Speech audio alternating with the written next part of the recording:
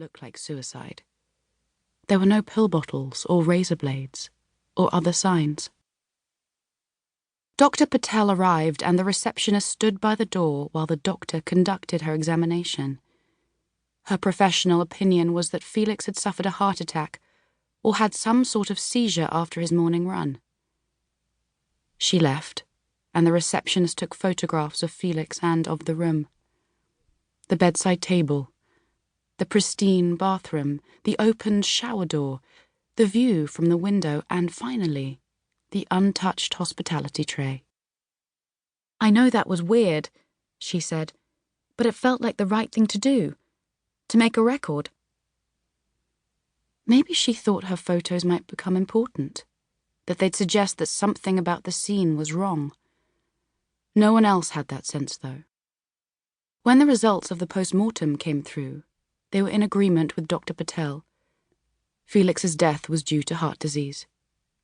As simple as that, he had collapsed and was gone, and for a while it seemed that he'd simply vanished. The world had swept over him like the tide coming in. But then the funeral happened. I trekked out of London that day to a pretty Berkshire village with a Norman church sitting among gravestones and wind-blown copper-coloured leaves. When I saw it, I thought that Felix, who was born and raised in America, was having a very English final moment, though the mourners who were arriving in small, solemn groups were from his international life. Solid men in sharply cut suits, flimsy, elegant women in heels. I watched them from a distance, in fact, from a broken bench set against the churchyard wall, where I was trying to calm down.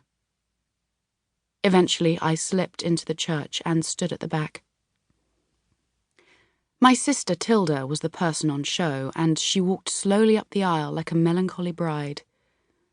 I tried hard, really hard, to get inside her head at that moment, and I conjured up a spectacular array of emotions, from profound grief and loss to exhilarating release and relief. But nothing felt right. As always, I found her confusing, and I was reduced to noticing her expensive clothes. The black silk dress, the tailored jacket, doubtless costing £1,000 or more. And I watched her take a place in the empty front pew.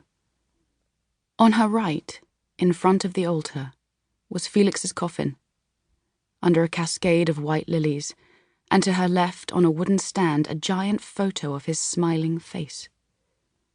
A few minutes later, Felix's mother and father slipped in beside Tilda and then his brother, Lucas.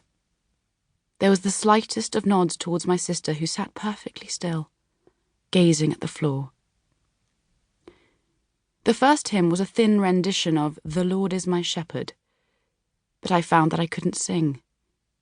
Instead, I slumped against the back wall, feeling faint and nauseous, overwhelmed by the occasion. Not that I was mourning Felix, although the sight of his hunched-up, grieving family was upsetting. It was more that I was sick with knowing too much. On the day of his death, I'd waited for the police to turn up at my flat or at the bookshop. It was the same on the morning of the post-mortem. And now, at the funeral, it seemed certain that police officers were waiting for me outside the church, stamping their feet to keep warm, sneaking an illicit cigarette, and that as soon as I stepped out of the gloom into the autumn sun, I would hear my name. "Callie Farrow, do you have a minute?" Spring 2017. Chapter 1. The branches outside my window are spindly and bare, and Tilda stands across the room looking like a waif woman, saying, "How can you stand it? All those broken fingers tapping at the glass." She's opening the door, is halfway out. "Anyhow, I want you to come to Curzon Street this evening. I'm ordering Thai food and a DVD. Strangers on a Train. It's an Alfred Hitchcock." "I know that." "Come about 8. There'll be someone else too, someone I want you to meet." The invitation sounds innocuous, but it isn't. For a start, Tilda always comes to my flat for movie nights. Also, it's unknown for her to introduce me to her friends. In fact, she rarely even talks about her friends. I can name only 2, and those are girls she's known since childhood.